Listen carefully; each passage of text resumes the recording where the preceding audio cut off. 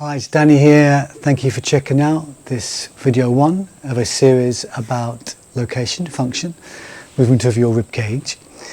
Today it's about location, so please join in that you can palpate this costal arch here, 10th rib, right from the base of the chest bone. You can feel your lower ribs here, perhaps even go under and trace that around. The same ribs 8, 9 and 10 share cartilage here up to number 7, branch all the way back 7, 8, 9, 10 vertebrae. So maybe palpate and feel and around the back.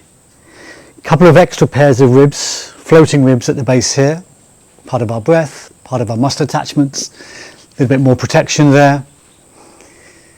Let's go higher, let's go under the collarbones, and like my vest here, rib 1 is under the collarbone and around here.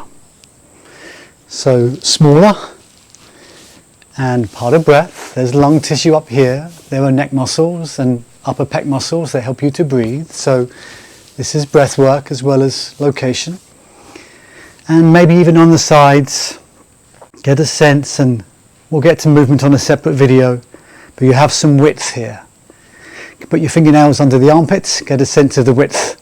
Higher up, lower down, get a sense of depth, front to back.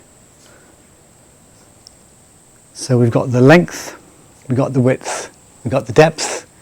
We'll explore more of our three-dimensional lung capacity in the upcoming videos. Thanks for starting with this one.